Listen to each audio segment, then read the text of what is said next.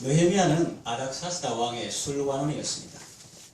왕을 독살할 음모를 미연에 방지하기 위해서 먼저 맛을 본 다음 대접하는 관원이죠.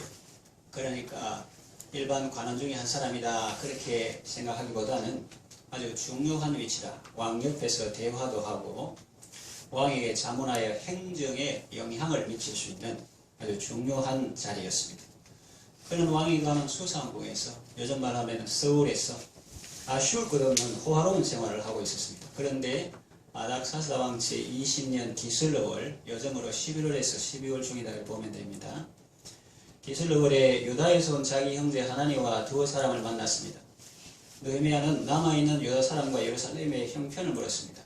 하나님의 영광에 대한 관심이 많았기 때문입니다. 형식적으로 그저 관심을 가진 것이 아니라 진정 그 백성과 예루살렘 성을 귀하게 여기는 마음으로 유다의 형편을 물었습니다. 그런데 백성들은 능욕을 받으며 예루살렘 성은 회파되었다는 소식을 접하고 느헤미야는 앉아서 체면도 불구하고 울었습니다.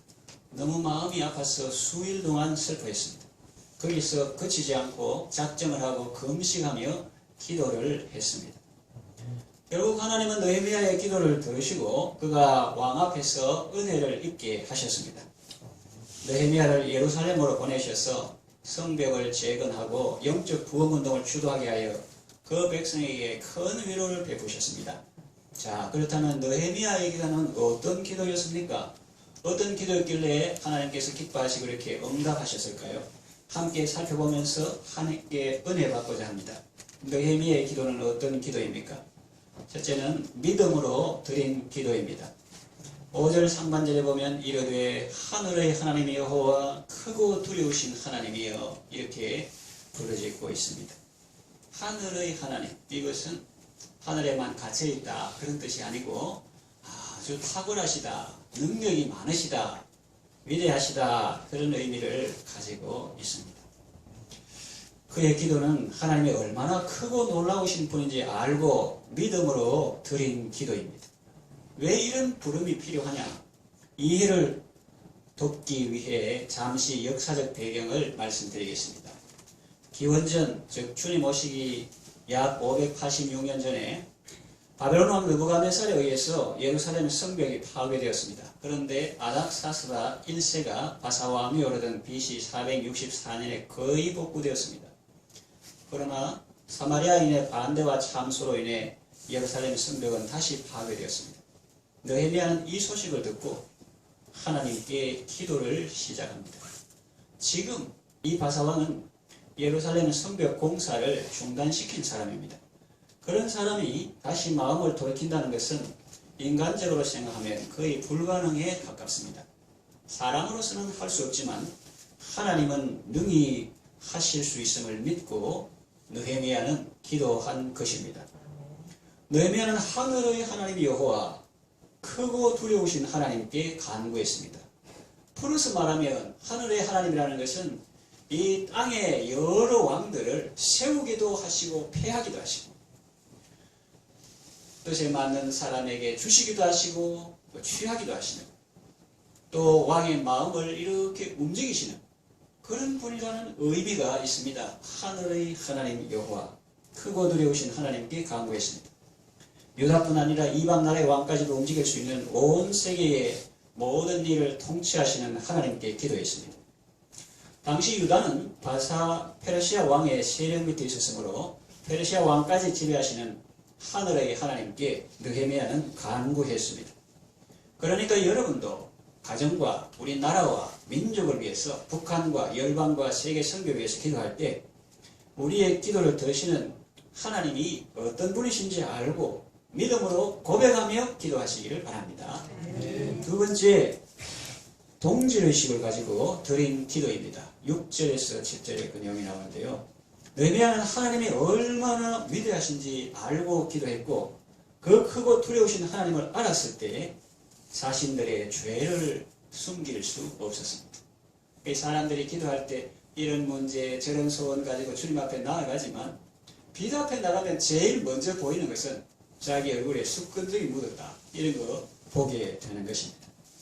우리가 하나님이 누구신지 알게 되면 회개를 지나칠 수 없습니다. 그래서 느헤미야는 먼저 회개의 기도를 드립니다. 6절에서 7절 보면 이제 종이 주의 종들인 이스라엘 자손을 위하여 주야로 밤낮으로 기도하오며 우리 이스라엘 자손이 주께 범죄한 죄들을 자복하오니 주는 귀를 기울이시며 눈을 여시사 종의 기도를 들으시옵소서. 나와 내 아버지의 집이 범죄하여 주를 향하여 크게 악을 행하여 주께서 주의 종 모세에게 명령하신 계명과 율례와 규례를 지키지 아니하였나이다. 그렇게 말합니다. 눈여겨볼 것은 나와 내 아버지의 집이 범죄하여 라는 표현입니다. 그는 기도할 때 자기와는 직접 관계가 없다고 빠지지 않고 한 몸 의식을 가지고 회개하면서 기도했습니다. 나와 내 아버지의 집이 범죄하여 이렇게 말했습니다. 민족을 위해 기도할 때 자신을 제외시키지 않았습니다. 이스라엘 자손의 죄가 곧 자신과 자기 집안의 죄라고 고백했습니다. 교회를 위하여 기도하려면 교회와 내가 하나가 되어야 합니다. 동질의식을 가진 사람은 느헤미야처럼 항상 교회나 목장계, 나라에 대해서 관심과 사랑을 쏟을 것입니다. 그 어려움을 안타까워하고 기도할 것입니다. 제3자인 양 비판하고 공격하지만은 않을 것입니다. 여러분들도 기도하실 때 우리가 속한 공동체를 사랑하는 마음으로 한 몸의식을 가지고 기도하시기를 바랍니다. 그리고 믿지 않는 가족이나 전도 대상자를 위해서 기도할 때에도 동질의식을 가지고 기도하시기를 바랍니다. 세 번째 느헤미야 기도는 언약의 말씀에 근거한 기도입니다. 8절에서 9절에 보면 옛적에 주께서 주의 종 모세에게 명하여 이르시되 만일 너희가 범죄하면 내가 너희를 여러 나라 가운데 흩을 것이요 만일 내게로 돌아와 내 계명을 지켜 행하면 너희 쫓긴 자가 하늘 끝에 있을지라도 내가 거기서부터 그들을 모아 내 이름을 두려고 택한 곳에 돌아오게 하리라 하신 말씀을 이제 청하건대 기억하옵소서. 이것이 언약의 말씀에 근거한 기도입니다. 하나님 옛적에 모세를 통해서 이렇게 말씀하셨지 않습니까? 하면서 주님께 아뢰고 있습니다. 약속의 말씀은 우리에게 보정수표와 같습니다. 그 약속의 말씀을 붙들고 기도할 때 하나님은 기뻐하십니다. 그리고 그때 우리의 기도는 힘이 있습니다. 예를 들어서 맨손으로 문을 두드리기보다 말씀이라는 타격봉으로 문을 두드릴 때 피곤하지도 않고 효과도 있습니다. 지속적으로 계속 두드릴 수 있죠. 느헤미야는 9절 말씀과 같이 하나님의 약속의 말씀을 꼭 붙들고 있습니다. 여러분도 기도하실 때 하나님의 말씀을 손에 잡고 하나님 앞에 펼쳐 보이십시오. 끊임없이 상기시키십시오. 주 예수를 믿어라 그러면 너와 내 집이 구원을 얻으리라 이랬죠. 이런 약속의 말씀들로 성경에는 가득 차 있습니다. 너희가 악한 자라도 자식에게 좋은 것을 줄 줄 알거든 하물며 하늘에 계신 내 아버지께서 구하는 자에게 좋은 것으로 주시지 않겠느냐. 네 입을 넓게 열라 내가 채우리라 이런 말씀도 있고요. 내게 구하라 내가 열방을 유업으로 주리니 내 소유가 땅끝까지 이르리라 이런 말씀도 있고요. 할 수 있거든이 무슨 말이냐. 믿는 자에게는 능치 못한 일이 없느니라 이런 약속의 말씀들로 가득하고 있습니다. 이와 같은 약속의 말씀들을 붙들고 하나님께 매달리시기를 바랍니다. 네 번째 느헤미야 기도는 인내하며 드린 기도입니다. 느헤미야는 유다의 비극적인 소식을 듣고 약 4개월간 기도로 준비했습니다. 기슬르월에 소식을 들었는데 니산월까지 기도하면서 하나님의 때를 기다렸습니다. 비고를 접하고 바로 금식 기도에 들어갔고 그 후 약 4개월 동안 주야로 간절히 기도했습니다. 왕이 자기에게 호의를 가지고 질문했을 때에도 덜컥 이렇게 바로 대답한 것이 아니라 먼저 하나의 하나님께 잠시 기도한 후 대답했습니다. 그 4개월간 집중된 축약된 그 기도가 순간으로 이렇게 나오는 거죠. 여러분들도 기도하실 때 하나님의 때를 기다리며 인내하면서 기도하시기를 바랍니다. 다섯째 느헤미야 기도는 실천 의지를 가지고 드린 기도입니다.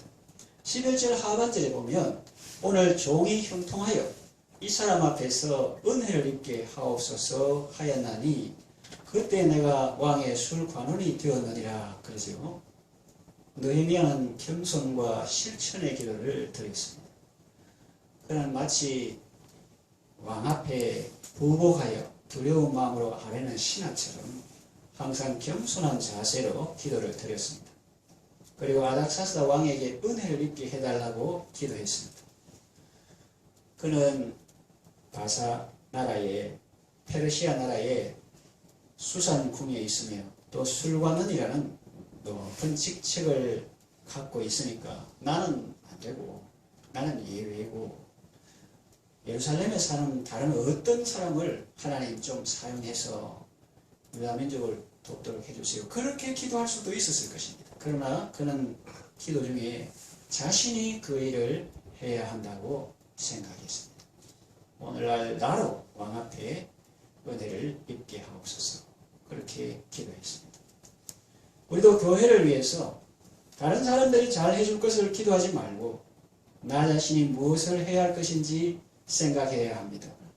나라를 위해서 대통령, 위정자, 공직자를 위해서 우리가 중보 기도하고 있고 또 해야 하지만 동시에 내 자신이 할 수 있는 일을 잘 찾고 실천하는 일에 힘써야 합니다. 하나님께서 세워주신 자리에서 자기 역할을 잘 감당하는 것이 중요합니다. 느헤미야는 자신이 왕과 가까이 있는 술관원이 되었음을 깨닫는 순간 자기 위치에서 최선을 다하고자 결심했습니다. 하나님은 느헤미야의 기도를 들으시고 아닥사스다의 마음을 움직여 주셨습니다. 정말 하나님은 느헤미야가 부르짖은 하늘의 하나님이시기 때문에 이방 나라 아닥사스다 왕의 마음도 지배하셨습니다. 이제 말씀을 정리하며 마치겠습니다. 하나님은 느헤미야의 기도를 들으시고 큰 은혜를 베푸셨습니다. 우리의 기도를 들으시는 하나님은 세상 왕들의 마음도 움직이시는 하늘의 하나님이십니다. 그러니 여러분들도 인생 살다가 어려운 일 만났을 때 느헤미야처럼 믿음으로 기도하시기를 바랍니다. 회개하며 약속의 말씀 붙들고 인내하며 기도하시기를 바랍니다. 하나님은 자녀의 기도를 들으시고 긍휼을 베푸시며 언약을 지키시는 분이십니다. 교회가 무너지고 영적 질서가 파괴되고 세상이 교회를 조롱하는 이 안타까운 시대에 기도로 주님의 긍휼을 입어서 교회를 다시 건강하게 세우고 무너진 하나님의 가치를 다시 회복하는데 귀하게 쓰임받는 여러분 되시기를 바랍니다.